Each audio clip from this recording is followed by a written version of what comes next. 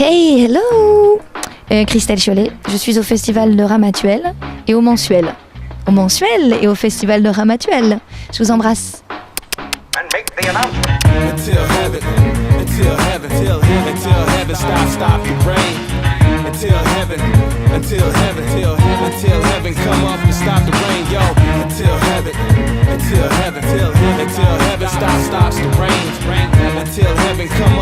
C'est la première fois que je suis toute seule en scène, enfin pas vraiment toute seule vu le bordel qu'il y a sur scène, tu vois là actuellement, tu comprends bien que je ne peux pas être à deux endroits à la fois. C'est la première fois que mon spectacle est programmé ici et voilà, je suis tellement heureuse d'être là. On a fait un festival cet été parce qu'on joue à Bobino actuellement jusqu'au 31 août, c'était celui-là. Et quel festival, voilà. C'est pour ça que je prends Jacqueline Franjou sur mes genoux pour la faire sauter un petit peu, pour la garder. Parce que non, mais je suis vraiment très heureuse d'être là. En fait, l'Entubé, on a eu un peu peur. J'avais trouvé ce titre très drôle au départ et je trouve ça génial. Simplement, il est très ambigu. Ma grand-mère, la première, n'a pas compris ce que ça voulait dire. Elle m'a dit, oh, dis donc, c'est bien, mais les tubes entubés, c'est voilà. Et voilà. Et puis on a eu un très bel article dans un journal un jour qui titrait en première page « Christelle Chollet va vous entuber avec son nouveau spectacle ». Et là, j'ai pris peur. Je me suis dit, mon Dieu, si les gens ne lisent pas l'article ou prennent ça au premier degré, mais on va faire fuir les gens. Puis comme on a un public très familial, comme Tintin, de 7 à 97, on s'est dit, le nouveau spectacle, c'est très bien, ça suffit. Peut-être qu'on va repartir sur l'entubé, mais on a quand même gardé ce sous-titre. Hein. D'ailleurs, je le dis à un moment dans un spectacle.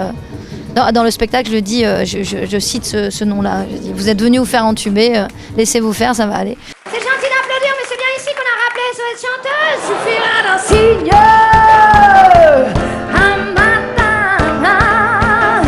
Un matin tout tranquille et serein. Bravo. Perdu. Je me lève et je te bouscule. Ça craint, je vais pas faire des rimes en hule. Ouais, je sais ce que vous êtes en train de vous dire. Vous êtes en train de vous dire, après sa chanson, elle nous joue du piano, comme elle se la pète, la blondasse. C'est pas faux. Oui, elle est là, alors elle a évolué, parce que sur le premier spectacle, c'était une trentenaire un peu genre Bridget Jones, qui n'a pas trouvé l'homme de sa vie, qui est un peu seule, qui vient de se faire larguer. Alors là, pour le coup, elle a renversé la vapeur, elle est mariée, elle a un gosse, et en plus, elle a ouvert sa propre entreprise de SOS chanteuse. Elle peut pas être partout à la fois. Et donc elle a décidé de se faire cloner. Je ne vous en dis pas plus. Du coup, ça se voit dans la façon dont elle régit sa vie et surtout dans la façon dont elle s'habille. Elle a changé de short. Elle a un short beaucoup plus classe, mais c'est un short quand même. Toujours aussi court. Voilà, d'ailleurs, regardez, hein, c'est pas que sur scène. C'est une dénommée Jennifer qui écrit « Aujourd'hui, j'ai appris que mon surnom au boulot était la molaire. Parce que je suis la grosse du fond. » Il y a des molaires au fond. Jackson, tu te fends la voix. On voit toutes tes dents. Elle dit tout le temps autant de conneries et elle a toujours une vision très comment dire, très épanouie de la vie en général, de ce qui se passe, de la politique, de tout ça. Elle est très au point, très au point. Ce qui est évident, c'est que c'est la représentation de mes fantasmes scéniques, c'est-à-dire mes spectacles, c'est exactement ce que j'ai envie de faire sur scène quand je suis toute seule, ou même voilà, c'est ça, j'ai envie de chanter, j'ai envie de danser, j'ai envie de faire rigoler, j'ai envie de faire des conneries, j'ai envie de faire semblant de faire des claquettes. Voilà, et tout est dans mon spectacle, et c'est là qu'avec mon mari, on est un duo. C'est que lui, il sait mettre tout ça en œuvre, il sait écrire, parce que c'est lui qui écrit. Et il sait mettre en scène et il sait me gérer au milieu de tout ça. Il sait gérer toute notre équipe. Enfin voilà, c'est lui le chef d'orchestre de tout ça. Non, pour nous, c'est très enrichissant, on se complète. Alors, ce qui est difficile, c'est qu'on n'a jamais de répit, c'est-à-dire que le matin, on se lève et on parle pas d'autre chose. Quand on est en pleine création, par exemple, c'est « Attends, j'ai pensé à un truc », puis le cerveau de mon mari ne se repose jamais. Il est toujours en effervescence.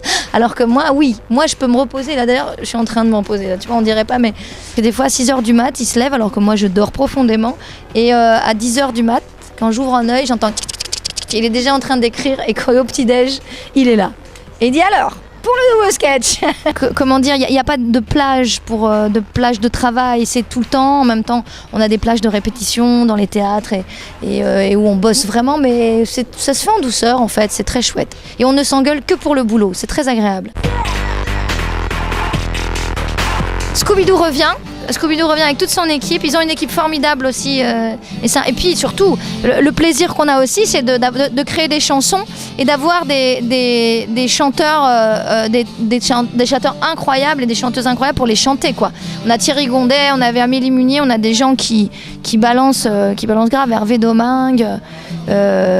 Donc voilà, c'est un vrai plaisir. Et ça revient en octobre, à partir d'octobre, aux Folies Bergères ou à Bobino, je sais plus, aux Folies Bergères, je crois. Folies Bergères. Alors Rémi, en plus, il est allé voir plein de spectacles pour enfants avec nos enfants.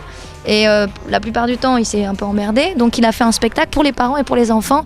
C'est un truc un peu à la Shrek, vous voyez, avec des références pour les parents. Il y a même des références politiques que les mômes ne comprennent pas, mais que les parents comprennent. Donc tout le monde se poile. C'est un très très chouette spectacle. Et pour toute la famille, jusqu'à même 15 ans, vous pouvez y aller avec les ados sans problème.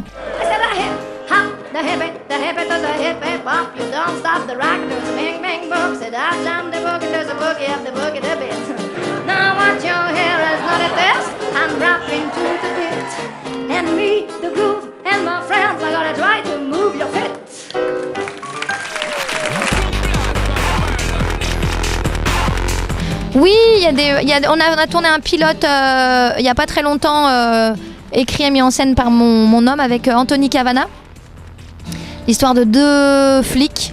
Et là, on est en stand-by, ça sent bon. Puis il y a des projets télé pour M6, La Méthode Claire, qui va diffuser fin d'année, je pense.